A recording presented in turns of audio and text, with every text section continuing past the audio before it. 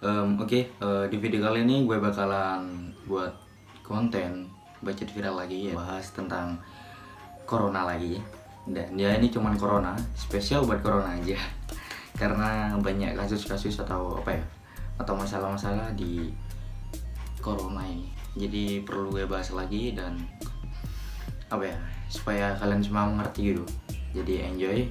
Oke, daripada lama-lama langsung aja kita masuk ke pembahasan coronanya. Pembahasan pertama yaitu Surabaya top 1 Jatim Corona.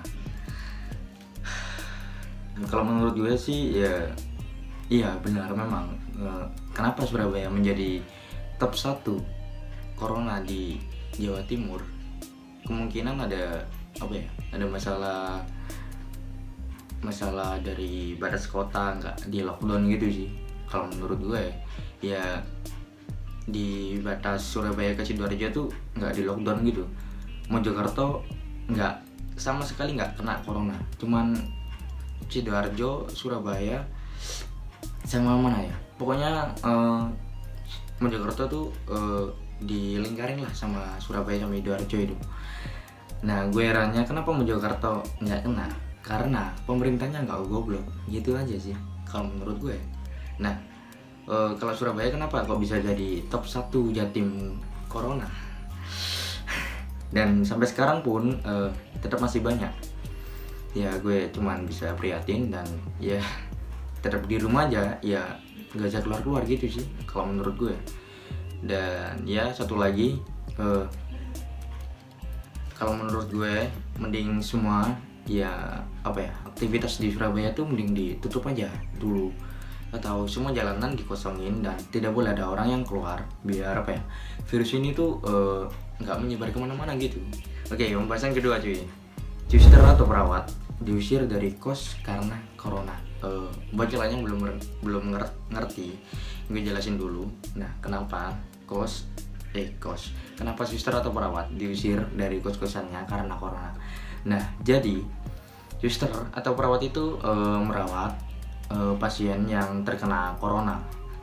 Nah, jadi jika tugasnya sudah selesai, dia balik ke rumah mau ambil barang atau mau ambil yang dibutuhkan, nah terus tiba-tiba diusir gitu sama warga-warga sekitar, dan RT-nya juga pun mengusir. Kalau nggak salah tuh gue lihat di berita di IG kalau nggak salah tuh. Nah, kalau menurut gue sih cuy, nggak perlu diusir suster atau perawat itu. Ya alasan gue kenapa nggak perlu diusir ya karena kalau nggak ada orang itu lo nggak bisa apa-apa gitu.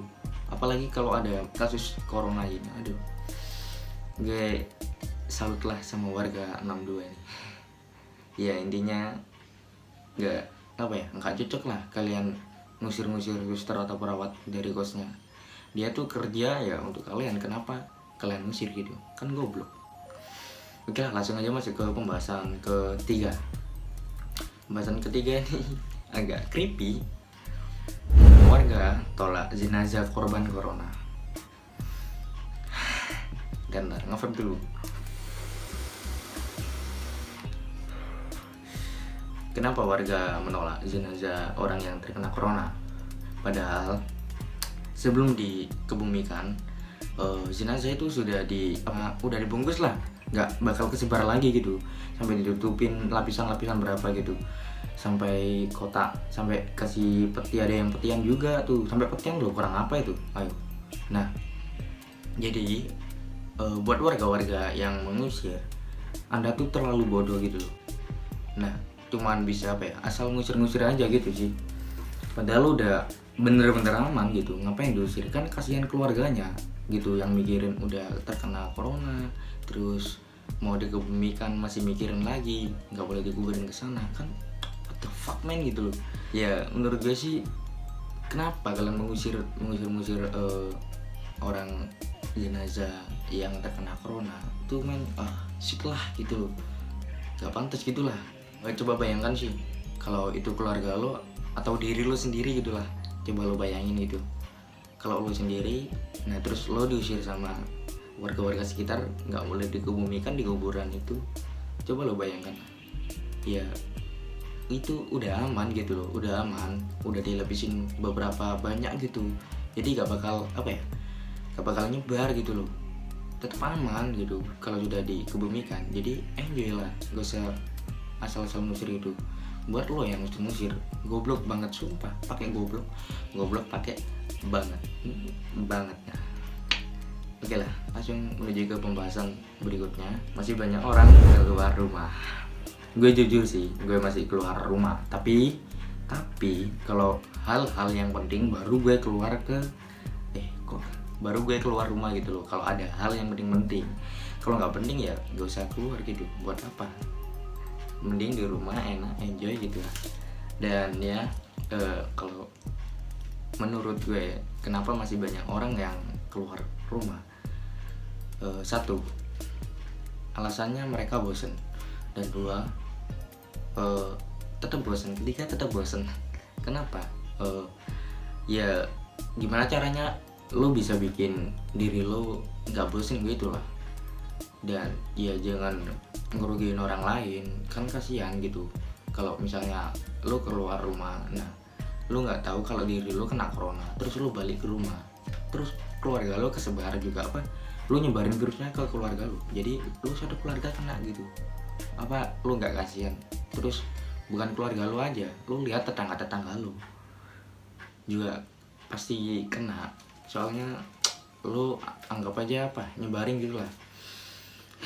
Ya pesan gue cuma satu, jangan pernah keluar rumah men, kalau enggak hal-hal yang penting. Dan boleh aja keluar rumah, cuman pakai sarung tangan dan pakai masker. Nah itu cara-cara yang ampuh sih kalau menurut gue. Ya cukup sih itu aja. Oke, langsung aja pembahasan selanjutnya. Oke, ke berapa ya? Kelima, lockdown diterapkan baru ini, kenapa tidak dari dulu? Nah betul, ini gue sendiri ya, isi hati gue sendiri. Maka kemungkinan ya mungkin pemerintah masih takut sama apa ya, sama apa itu namanya ya, kalau takut sama warga-warganya gitu tidak bisa kerja atau gak dapat duit gitu. Apa sih namanya, anjing lupa gue. Apa ya, ya intinya takut lah sama warganya. Kenapa gak di lockdown? Ya takut gak ada yang dapat duit warga-warganya. Ya nggak apa-apa sih, kalau kan itu semua apa kata pemerintah, kalau pemerintah mau ngebiayain kita ya kita tetap di rumah aja, nggak usah keluar gitu.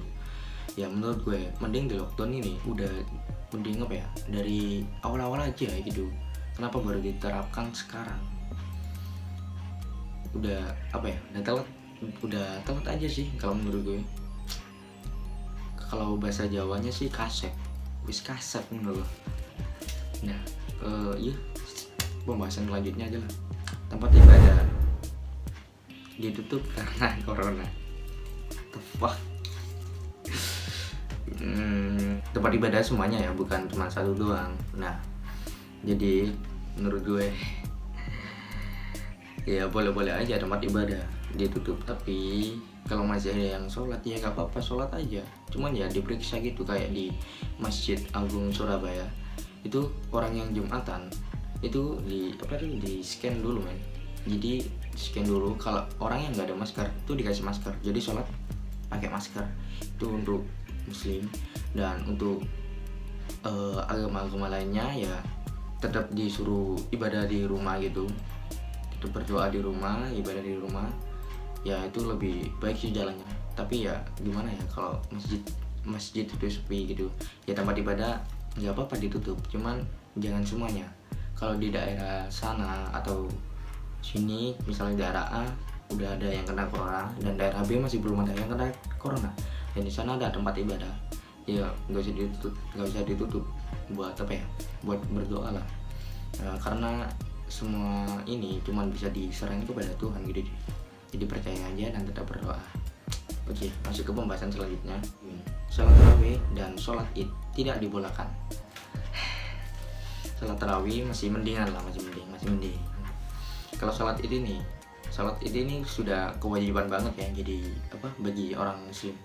Jadi kalau tidak diadakan itu serasa gimana gitu, jadi kalau sholat tarawih itu ya masih bisa sholat di rumah, sholat berjamaah. Tetapi kalau sholat id itu aduh, itu masanya banyak, dan itu 1 tahun sekali 2 kali, ya 1 tahun 2 kali sholat id. Iya betul. Ya menurut gue sih semoga aja virus ini nggak nyebar sampai hari raya gitu. Sebelum hari raya lah udah kelar ya. Ya udah sih gitu aja. Oke, masuk pembahasan selanjutnya, penimbun masker. Penimbun masker, oke. Ini sempat viral ya di kalangan menyebarnya virus corona ini. Pesan gue untuk penimbun masker, mending lu nggak usah nimbun masker gitu lah men, karena jangan mentingin jangan mentingin diri lu sendiri, lu mendingin untung itu gak ada berhentinya gitu loh men. Itu bisa-bisa ngerugiin orang lain gitu. Dan sekarang udah diterapkan buat orang yang nimbun masker, jadi di penjara gitu aja sih. Dan ya pesan gue buat orang yang nimbun masker, jangan pernah mendingin diri lu sendiri. Karena apa? Yang butuh masker itu masih banyak gitu. Contohnya dokter-dokter, dan dia masih kekurangan alat-alat masker gitu. Dokter atau perawat-perawat lainnya, maupun orang-orang yang bukan dokter atau orang biasa gitu, masih butuh banyak. Jadi ya jangan pernah nimbun masker, karena itu bisa merugikan orang lain cuy. Dan jangan pernah coba nimbun masker. Oke, lanjutnya, tahanan dikeluarkan Kemenkumham. Pusing, kenapa tahanan dikeluarkan? Dan akhirnya Kemenkumham apa sih ini, gue lupa anjir sumpah. Tahanan dikeluarkan karena virus corona. Ya menurut gue sih ini yang sangat fatal sih, fatal sekali. Ya kalau tahanan dikeluarkan pasti masih banyak orang-orang yang curanmor.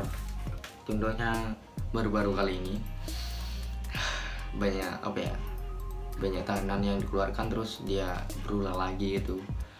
Contohnya kayak curanmor atau begal atau ngerampok gitu.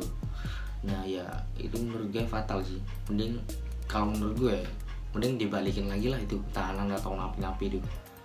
Jangan asal dikeluarkan aja gitu, kan kasihan warga-warga sekitarnya. Warga-warga yang nggak kena tahanan disuruh di rumah, dan sedangkan tahanan dikeluarkan untuk mencuri, goblok sekali. Pembahasan terakhir, kata Pak Jokowi, virus ini kelar akhir tahun. Menurut gue sih ya kalau bisa jangan sampai akhir tahun dia. Ya kenapa ya? Ya kalau bisa sih secepatnya gitu Pak, karena kasihan orang-orang lainnya yang yang masih butuh pekerjaan, masih butuh uang. Dan ya semoga virus ini ya berakhir sebelum Ramadan atau sebelum hari raya lah. Ya kita berdoa bersama-sama dan tetap stay safe, dan jangan pernah keluar rumah. Kita berdoa bersama semoga virus ini tetap bisa dikalahkan gitulah, dan semoga nggak sampai akhir tahun. Dan ya itulah pembahasan terakhir gue, dan pembahasan tentang corona atau fakta-fakta tentang corona. Dan ya buat kalian, thank you udah nonton sampai habis. Terima kasih dan sampai jumpa di next video. Bye bye.